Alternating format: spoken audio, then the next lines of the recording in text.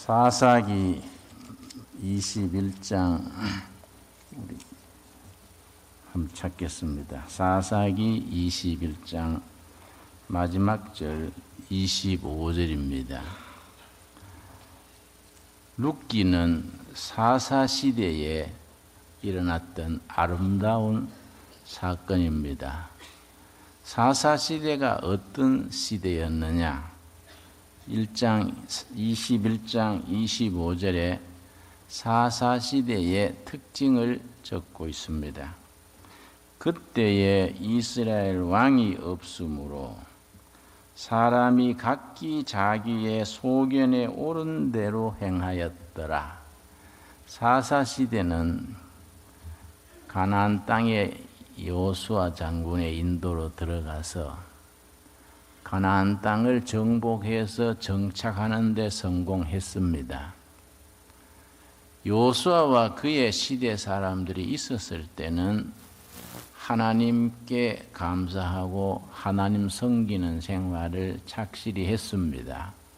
그러나 여호수아와 동시대 사람들이 죽은 뒤에 그 다음에 하나님을 떠났습니다. 하나님을 떠나게 되니까 도덕적으로 무질서해지고 도덕적으로 무질서해지니까 사회, 정치 모든 부분에 무정부 상태가 됐습니다.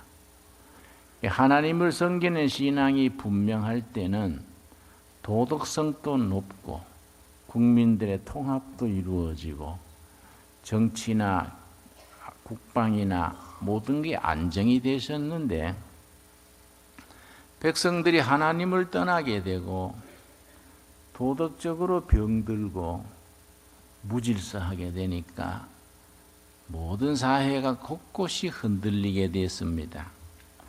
그래서 25절에 이스라엘 왕이 없으므로 사람이 각기 자기의 소견에 옳은 대로 행하였다. 이런 시대를 무정부 시대라 그럽니다. 이런 무정부 상태가 사사시대입니다. 근데 그 사사시대에 한 아름다운 얘기가 있었습니다. 사막 한가운데 오아시스가 있듯이 진흙탕에서 연꽃이 피듯이 그 무질서하고 무정부 상태인 사사시대에 한 아름다운 이야기, 대단히 아름다운 이야기가 룻기 이야기입니다. 룻기 1장 1절 보겠습니다. 1장 1절 말씀. 사사들이 치리하던 때에 사사시대가 역사에서 대충 한 200년, 한 250년 이어졌습니다. 200년, 250년 이어진 그 사사시대에 그때에 그 땅에 흉년이 드니라. 엎친 데 덮친 격으로 또 흉년이 들었습니다. 흉년살이가 대단히 힘들게 마련입니다. 그런데 이 불경기 흉년을 맞아서 그 자리에서 인내하면서 잘 참고 견뎌야 하는데 흉년살이를 피한다고 이방 땅으로 갔다가 절단난 가정이 룻기서의 주인공 되는 나오미와 룻의 가정입니다. 그 흉년을 피했다가 오히려 더 어려움을 만난 겁니다.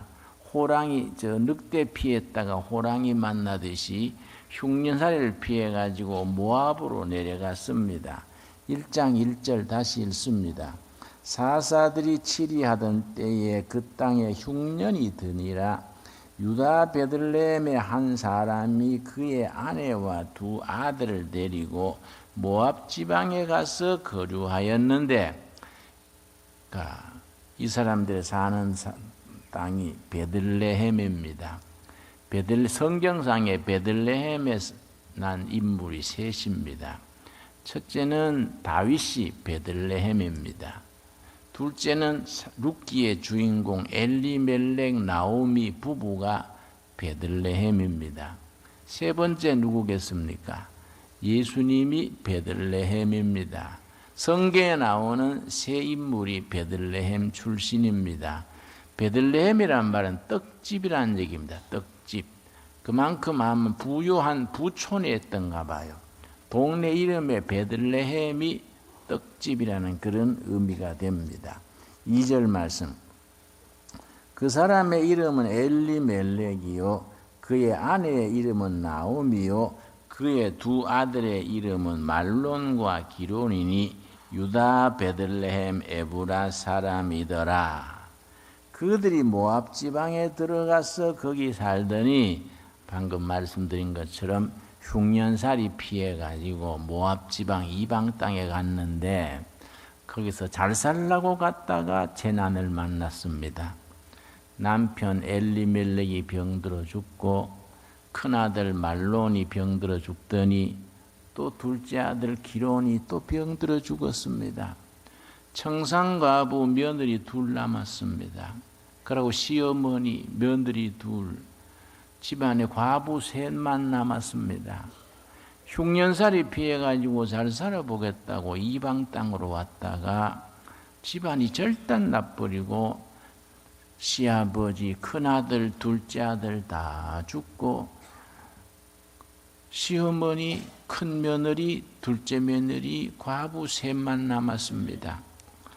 나오미가 너무나 한심해서 며느리 둘을 모아놓고 말합니다. 9절 말씀, 1장 9절입니다.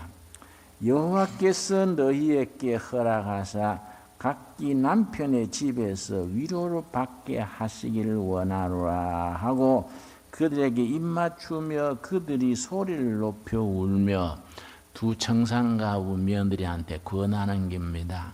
너희들이 재혼해라. 친정 가가지고 재혼해라. 그래서 가정을 이루어서 남편의 위로를 받고 안식을 누려라. 이 룻기가 우리에게 알려주는 중요한 가정에 대한 개념이 뭐냐면은 가정은 안식을 누리는 곳이다. 위로를 받는 곳이다. 결혼이라는 것이 그냥 한 남자 한 여자 만나는 것이 아니라 평생 안식의 자리를 마련하는 것이고 서로 위로하는 그렇게 해석을 합니다. 3장 1절 보겠습니다. 룻기 3장 1절에 결혼해서 가정 이루는 것을 안식을 누리는 것으로 그렇게 해석을 합니다. 룻의 시어머니 나오미가 그에게 이르되 내 딸아 내가 너를 위하여 안식할 곳을 구하여 너를 복되게 하여야 하지 않겠느냐. 참 훌륭한 시어머니지요. 시어머니가 며느리한테 야야 네가 혼자 그래 늙어 죽느니 내가 중신을 할게. 내가 너를 재혼을 해서 가정을 이루어서 안식하도록 도와주고 싶다. 참 좋은 시어머니지요. 야야 네가 나를 위해서 그렇게 희생하고 사는 건 고맙다마는 네가 재혼해서 가정을 이루어서 안식을 이루어야 되겠다. 그 가정은 결혼을 안식으로 가정을 서로 위로받는 곳으로 그렇게 이제 우리한테 소개를 합니다. 자, 1장으로 되돌아오겠습니다. 그래서 시어머니 나오미가 두 며느리한테 집으로 친정에 돌아가서 재혼을 해서 남편한테 위로를 받고 안식을 누려라 그렇게 말해줬는데 큰 며느리는 울면서 헤어졌습니다. 시어머니한테 입맞추고 울면서 친정으로 갔습니다. 그런데 둘째입니다. 그게 이제 1장 16절입니다. 1장 16절 말씀. 룻이 이르되 내게 어머니를 떠나며 어머니를 따르지 말고 돌아가라 강건하지 마옵소서. 어머니께서 가시는 곳에 나도 머물겠나이다. 어머니의 백성이 나의 백성이 되고 어머니의 하나님이 나의 하나님이 되시리니. 참 착한 며느리지요. 어머니의 백성이 내 백성이 되고 왜냐? 룻의 속한 족속은 모압 쪽이거든요. 이방 족속입니다. 그런데도 이스라엘 백성인 시어머니를 지극히 그렇게 순종하고 받들면서 어머니의 백성 이스라엘이 내 백성이 되고 어머니가 믿는 하나님이 내 하나님이 됩니다. 그러고서는 17절 말씀, 우리 17절 한번 한 음성으로 같이 읽겠습니다. 어머니께서 죽으시는 곳에 나도 죽어 거기 묻힐 것이라. 만일 내가 죽는 일 외에 어머니를 떠나면 여호와께서 내게 벌을 내리시고 더 내리시기를 원하나이다 하는지라. 나는 목숨 걸고 시어머님 따르겠습니다. 죽은 남편 내가 마음에 품고 시어머님 섬기는데 내 목숨을 걸겠습니다. 이러니 그 참 기특하지요. 나오미가 이제 그렇게 심지가 굳은 둘째 며느리 데리고 10년 만에 고향에 돌아왔습니다. 고향이 어딥니까? 베들레헴으로 돌아왔지요. 19절입니다. 이에 그 두 사람이 베들레헴까지 갔다가 베들레헴에 이를 때에 온 성읍이 그로 말미암아 떠들며 이르기를 이가 나오미가 아니냐. 마을이 요란한 겁니다. 이 집 저 집 나와가지고 아이고 이 보래 나오미 왔다. 나오미 아니냐. 그런데 나오미가 뭐라 하냐면은 20절입니다. 아주 의미가 깊습니다. 나오미가 그들에게 이르되 나를 나오미라 부르지 말고 나를 마라라 부르라. 이게 무슨 말이냐? 나오미가 왔는데 이 나오미 아니냐 그랬더니 나는 나오미가 아니다. 마라라 그래라. 왜냐? 나오미는 복받은 여인 그 뜻입니다. 마라는 불행자입니다. 불행자. 응? 박복한 여인. 나오미의 반대가 마라입니다. 마라. 괴롭다, 쓰다, 불행하다. 나는 나오미가 아니다. 마라다. 나한테 마라라 그래라. 그렇게 아주 요란히 했습니다. 자, 그런데 2장 1절이 시작되면서 딱 주인공이 등장합니다. 2장 1절. 2장 1절.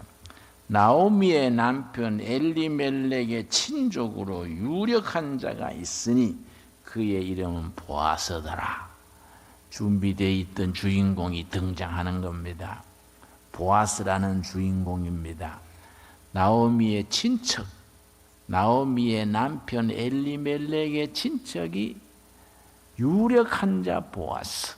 그 유력한 자란 말이 중요합니다. 여러분 성경에 유력한 자 그게 줄을 칩시다. 유력한 자 보아스. 유력한 자는 세 가지 의미가 있습니다. 첫째는 힘이 있는 자입니다. 두 번째는 도덕적인 사람. 도덕성이 있는 사람. 세 번째는 그 마을에 그 시대에 영향력이 있는 사람. 누구 말 그러면 다 인정해주는 그런 영향력이 있는 사람. 유력한 자 보았습니다. 왜 이 말씀을 강조하느냐 하면은 우리의 유력한 자 예수님의 그림자입니다. 룻기에 나오는 보아스는 예수님의 그림자가 되는 분입니다. 유력한 자 보아스, 바로 우리의 유력한 자이신 예수님. 유력한 자 친척 보아스는 우리의 친척 대신 예수님을 드러냅니다. 그래서 룻기가 4장까지 되어 있는데 룻기의 주제가 우리의 친척 되시는 예수 그리스도. 이게 우리가 룻기를 통해서 알아볼 수 있는 내용입니다. 자, 그런데 이제 아마 보리거지 할 때 보리 수확철에 갔던가 봐요. 둘이서 다 알거지처럼 돼가지고 왔으니 먹고 살 게 없지 않습니까? 며느리 루시 하루는 뭐라 그러냐면은 어머니 내 들에 나가서 보리삭을 좀 주워올게요. 그래 밭에 떨어진 보리삭 있지 않습니까? 이삭 주워가지고 이제 시어머니 복양하려고 보리삭을 주워올게요. 그러니까 시어머니가 그래 몸조심해서 다녀오더라 이래 했겠지요.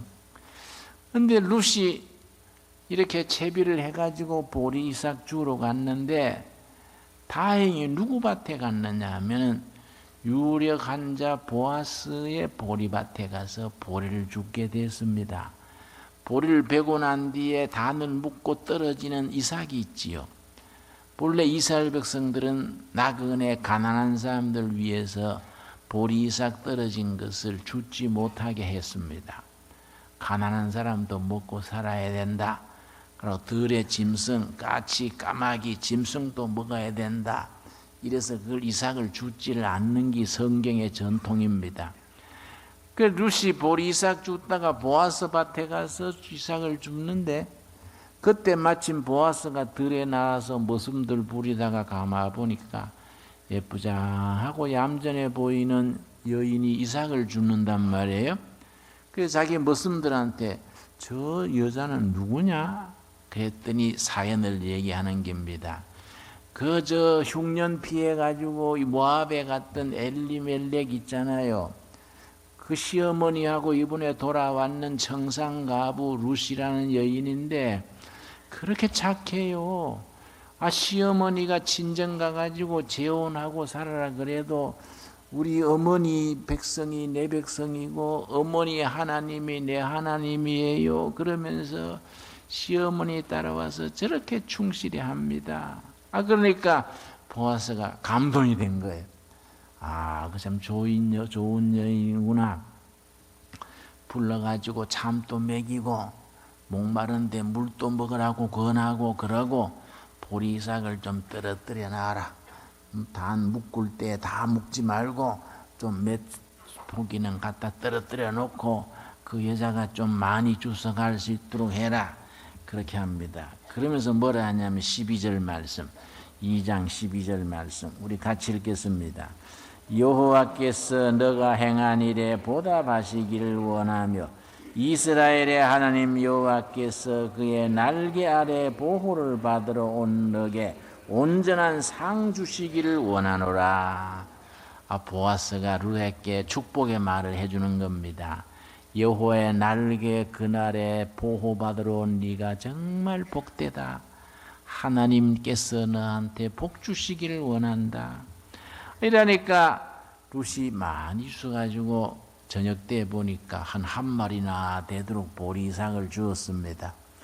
그래 들어갔더니 시어머니가 보고 놀랬지요. 아이고 얘야, 웬 이삭을 이렇게 많이 주셨냐? 그래 고부간에 그런 말이 오고 가지 않았겠습니까? 그랬더니 며느리가 뭐라는 거니? 어머님, 우리 시아버지의 친척되는 보아스라는 분의 들에 갔는데요. 그 보아스라는 어른이요, 이삭을 많이 떨어뜨려주고 또 정심도 먹여주고 물도 먹여주고 나한테 축복을 해줬습니다. 그래서 이렇게 많이 주셨습니다. 그랬더니 시어머니가 놀란 거예요. 그 보아스가 누군지 아느냐? 남편의 친척이다. 그러고 하는 말이 아주 복음적으로 성경 전체 중에서 중요한 얘기를 합니다. 20절입니다. 2장 20절 말씀. 나오미가 자기 며느리에게 이르되 그가 여호와로부터 복받기를 원하노라. 그가 살아있는 자와 죽은 자에게 은혜 베풀기를 그치지 아니하도다 하고 나오미가 또 그에게 이르되 그 사람은 우리와 가까우니 우리 기업을 물을 자 중에 하나이니라. 기업을 물을 자, 친척되는 기업 물을 자, 거기에 줄을 칩시다. 기업을 물을 자, 대단히 중요한 단어입니다. 기업을 물을 자인 친척이다. 우리의 친척인데 어떤 친척이냐? 기업을 물을 자 된다. 자, 이거 영어로는요, 킨즈맨 친척입니다. 킨즈맨 리디머. 리디머는 구속자, 구원해 주시는 사람, 이게 리디머입니다. 그래서 기업 물은다가 리뎀션이고 기업 물으는 사람이 리디머입니다. 신약에 오면은 구원받는 구속이 리뎀션이고 구원받게 해주는 사람이 리디머입니다. 왜 기업 물을 자하고 구원받게 하는 사람이 같은 단어가 됐느냐? 이스라엘의 역사를 알아야 됩니다. 여호수아의 인도로 가나안 땅에 진격을 했습니다. 땅을 점령을 해가지고 12지파가 지파별로 갈랐습니다. 여호수아서 13장부터 땅을 분배하는 얘기가 쭉 나옵니다. 유다 지파는 이 벌판, 단 지파는 이 꼴짝이, 무슨 요셉 지파는 여기 쭉 12지파가 지역별로 나눠가지고는 지역 안에서는 어떻게 했느냐, 각 세대주 이름을 넣어가지고 제비 뽑기 했습니다. 5 식구 있는 가정, 4 식구 있는 가정, 2 식구 있는 가정 크기대로 나눠가지고 땅을 전부 바둑판처럼 쭉 갈라가지고서는 제비 뽑기를 합니다. 제비를 뽑아서 자기 집에 떨어진 몫이 기업입니다. 기업. 곧 기업입니다. 이거는 사고 팔지 못하게 했습니다. 하나님이 자기 가정에 축복으로 주신 땅입니다. 그래서 후진 땅, 뻘밭에 땅이 떨어져도 불평이 없었습니다. 우리 보기에는 이 땅이 형편없지만은 우리 사정을 우리보다 더 잘 아시는 하나님 보시기에는 우리한테 가장 좋기 때문에 주신 줄 믿습니다. 제비 뽑아서 그렇게 뽑은 땅, 거기 기업입니다. 기업. 그런데 어떻게 생각하냐면은 나빠도 좋아도 하나님의 주신 거이다. 그 기업을 팔 수가 없습니다. 성경에 매도를 못합니다. 투기의 대상을 삼지 못합니다. 그런데 한 가지 길이 있습니다. 빚을 졌다거나 아니면은 누가 환자가 급히 생겨서 돈이 필요할 때에 1년 떨어먹는 수확권을 양도합니다. 수확권을 양도했다가 7년 안식년이 되면은 주인한테로 되돌아오는 겁니다. 이게 이스라엘의 토지법인데, 가난해가지고 땅을 팔았는데 친척 중에 돈 있는 사람이 대신 돈을 내주고 땅을 되찾아줍니다. 이 기업물을 짭니다. 본인이 돈이 있으면은 이자는 필요 없습니다. 원금만 주고 땅을 되찾습니다. 그런데 본인이 돈이 없으면 가장 가까운 친척이 돈을 대신 내주고 땅을 되찾아주는 사람, 기업물을 짜, 리디머입니다. 이게 우리의 구원의 신앙에 왜 필요합니까? 우리가 허물과 죄 때문에 죽어야 되는데 죄값을 우리가 치를 수는 없습니다. 죄값은 생명이니까요. 생명 하나 있는데 치러버리면 죽습니다. 그런데 우리 대신에 죄값을 치러준 분이 있습니다. 누굽니까? 우리의 구속자, 친척 대신 예수님입니다. 예수님이 우리의 죄값을 피를 치르고 우리를 구원해 줬습니다. 그래서 우리의 친척 대신 기업물을 짜. 기업물을 짜에 대한 개념이 확실히 떠올랐습니까? 대단히 중요한 단어입니다. 그가 우리의 기업물을 짜 중에 하나다. 그러니 네가 그 사람과 결혼을 해서 그가 우리의 기업을 물러주면은 끊어진 가문이 이어갈 수 있다. 그래서 3장 1절이 나오는 겁니다. 3장 1절 말씀. 아까 읽었던 3장 1절을 같이 읽겠습니다.